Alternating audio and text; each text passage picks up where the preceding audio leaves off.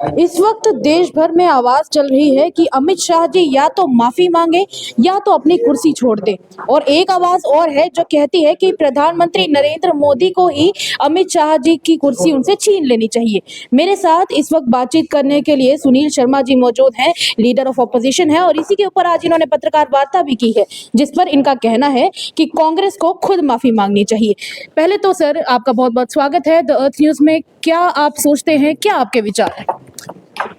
Bharatiya Janata party Jammu Kashmir और पूरे देश में इस वक्त कांग्रेस से बिना शर्त माफी मांगने की मांग करती है। जिस प्रकार से पूरे जीवन भर बाबा साहब भीमराव अंबेडकर को अपमानित किया है, लज्जित किया है, उनको मजबूर किया मंत्रिपरिषद से इस्तीफा देने के लिए, सिर्फ इस्तीफा नहीं दिलाया, उसके बाद भी इस प्रकार से अपमानित किया। हर मंत्री जब वो इस्तीफा देता उसके बाद संसद में परंपरा है कि वो वहां पे बोलते हैं, लेकिन पंडित जवाहरलाल नेहरू जो तत्कालीन प्रधानमंत्री थे, उन्होंने तब बाबा साहब भीमराव अंबेडकर को बोलने तक नहीं दिया। उन्होंने माउंटबेटन को एक चिट्ठी लिख के ये जाहिर किया कि भाई इनके इस्तीफे से देश में कोई फर्क नहीं पड़ता है, कोई असर नहीं पड़ता है। खुशी जाहिर की। बाबा भीमराव अंबेडकर फाइनेंस और इंडस्ट्रीज के माहिर थे, उन्हें वो विभाग न दे के कानून मंत्रालय दिया, और कानून मंत्रालय में भी पंडित जवाहरलाल नेहरू जी ने उन्हें कभी भी ईमानदारी से काम नहीं करने दिया। बाबा साहब ने हिंदू कोड बिल जो लाया था उसे पूरा नहीं करने दिया। पंडित जवाहरलाल नेहरू की एक विशेष समुदाय मुस्लिम समुदाय के प्रति जो हमदर्दी थी, उसको ध्यान में रखते हुए एससी और एसटी को जो सुरक्षा और संरक्षण देना था, बाबा भीमराव अंबेडकर जी को वो नहीं करने दिया। तो इस प्रकार से लगातार अपमानित किया। कोई स्मृति चिन्ह कभी बनने नहीं दिया। जहां पे उनका जन्म स्थान हुआ मध्य प्रदेश मऊ में, सुंदरलाल पटवा जब भारतीय जनता पार्टी के मुख्यमंत्री बने तब उनका स्मृति चिन्ह बना। नरेंद्र मोदी जी जब प्रधानमंत्री बने तब पंचतीर्थ हमने बनाए, चाहे लंदन बनाया, चाहे नागपुर बनाया, मुंबई बनाया, दिल्ली बनाया, मध्य प्रदेश बनाया।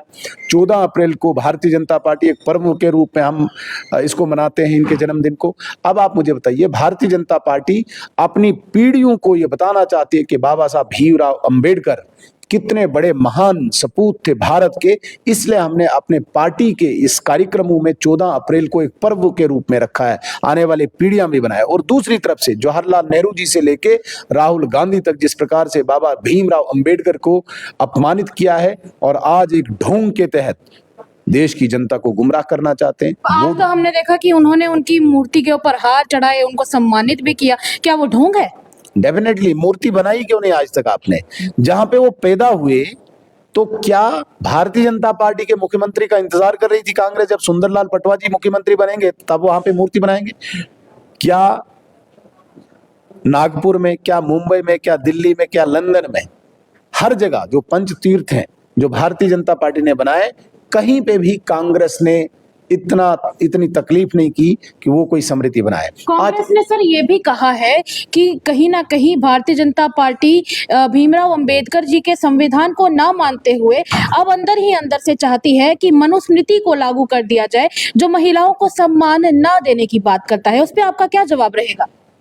संविधान को जितना स्थान आदरणीय नरेंद्र मोदी जी ने दिया है, आपने देखा होगा कि संविधान का हम एक पर्व मनाते हैं, संविधान की हम पूजा करते हैं, और जिस प्रकार से संविधान की धज्जियां कांग्रेस ने उड़ाई है, आज वो लोगों के सामने वो बातें उनकी नहीं आए।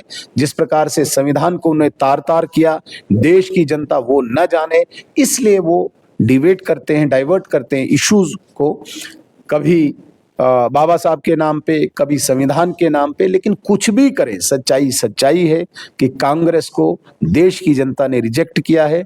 आम चुनाव में भी देखा, असेंबली चुनाव में भी देखा, इसलिए अब बाजू फोल्ड करके अब हाथापाई पे राहुल गांधी जी आए हैं। हमारे एक ऐसे जो प्रताप सारंगी जी बुजुर्ग एक मेंबर पार्लियामेंट है, उनको इंजर्ड तक किया, और उसके बाद बाबा साहब के नाम पे वो गुमराह करना चाहते हैं।